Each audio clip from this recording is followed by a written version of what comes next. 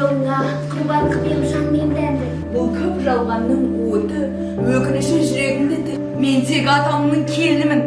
Атам деген тірі тарих.